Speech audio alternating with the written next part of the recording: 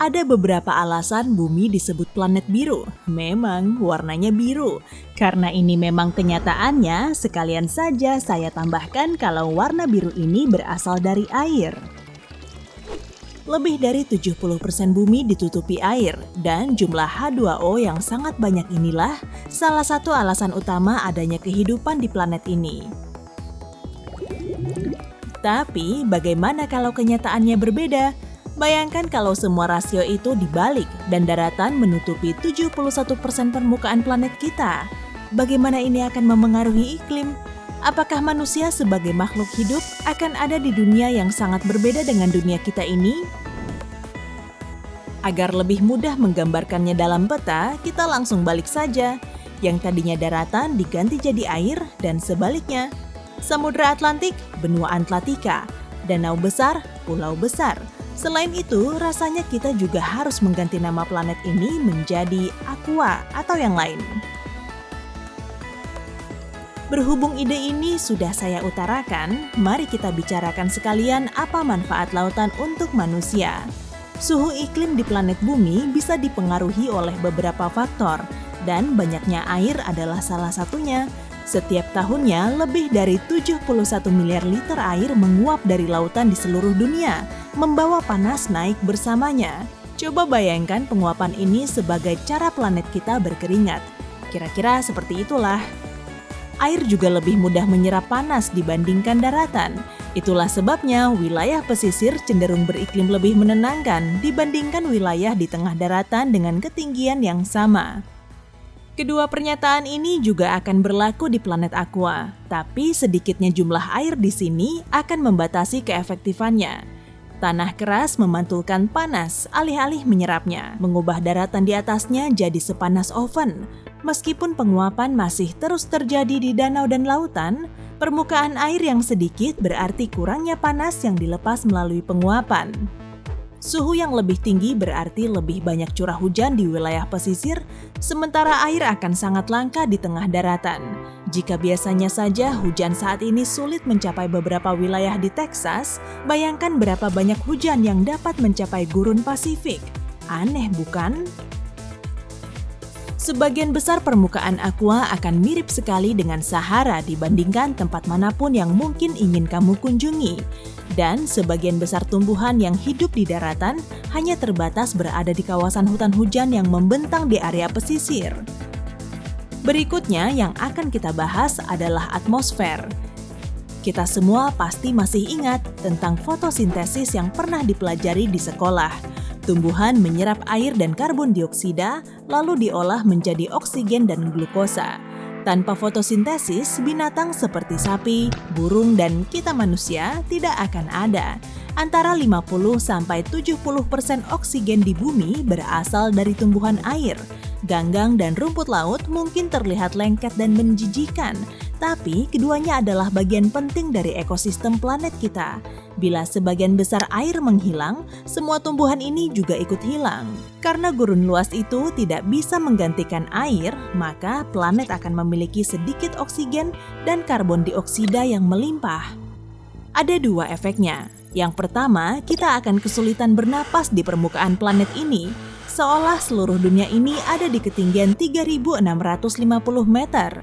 Semakin tinggi kadar CO2 akan menyebabkan suhu yang semakin tinggi di Aqua. Rentang waktu antara zaman es dan panjang dari periode interglasial akan lebih lama. Selain itu, efek polusi udara pada iklim Aqua akan langsung terasa dibandingkan di bumi. Meningkatnya suhu dan berkurangnya oksigen akan secara alami berimbas pada bentuk kehidupan apapun di planet Aqua. Mungkin kita akan tetap mengenali ikan, tapi kamu tidak akan melihat banyak gajah berkeliaran di permukaan planet ini. Bahkan kemungkinannya hanya akan ada sedikit hewan besar berkat berkurangnya oksigen. Sebagaimana di bumi, reptil berdarah dingin mungkin akan beradaptasi dengan baik pada keadaan gurun. Amfibi akan hidup di kawasan pesisir sebagai hewan kecil yang suka menggali yang bersembunyi di bawah pasir gurun. Suhu di wilayah ini akan berbeda sekali antara siang dan malam, sebagaimana yang terjadi di gurun di bumi.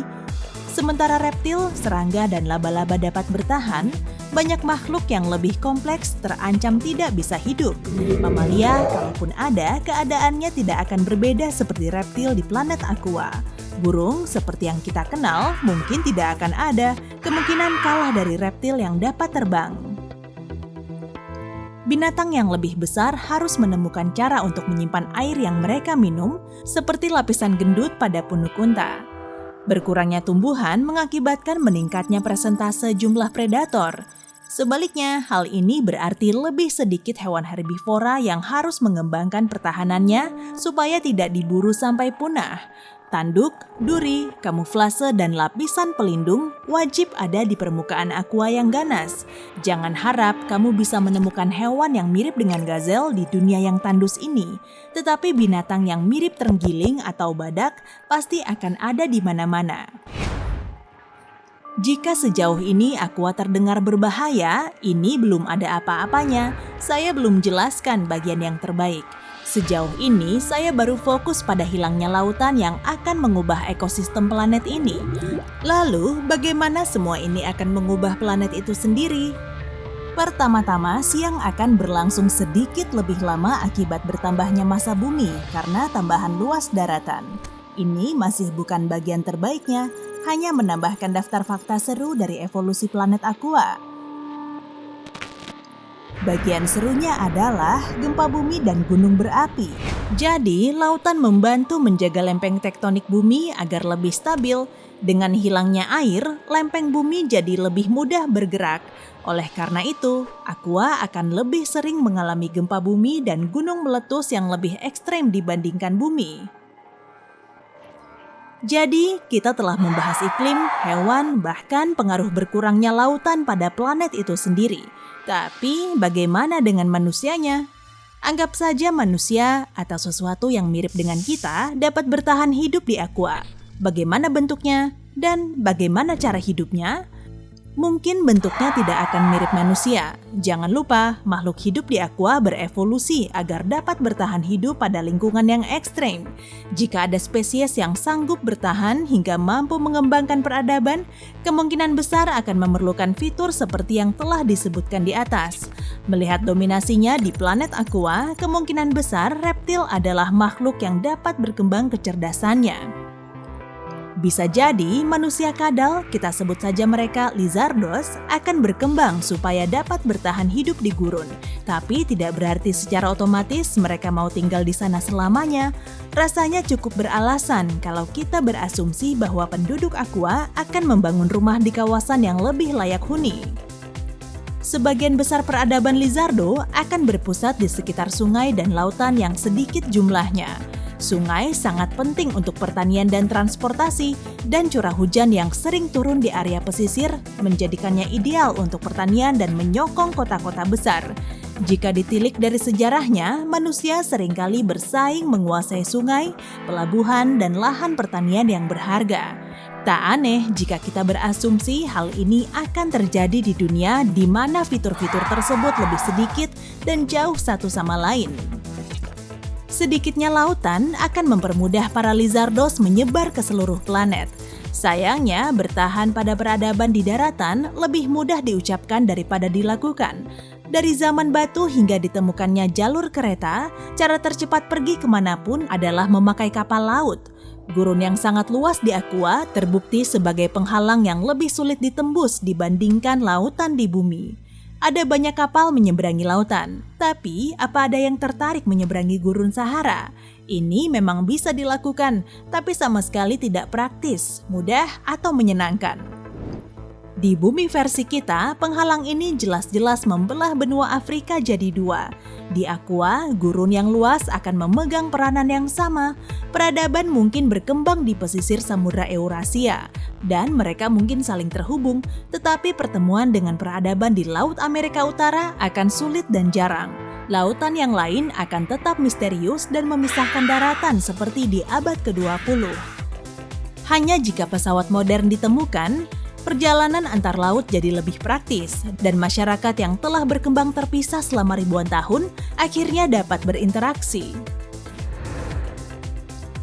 Namun pada akhirnya, semua ini hanyalah dugaan. Bagaimana menurutmu jika dunia ini hanya memiliki 20% lautan? Beritahu di kolom komentar ya. Hey, jika kamu belajar hal baru hari ini, klik tombol suka di video ini, lalu bagikan pada teman-temanmu. Inilah beberapa video menarik lainnya yang bisa kamu tonton. Klik saja video di salah satu sisi layar. Dan ingat, tetaplah di sisi terang kehidupan.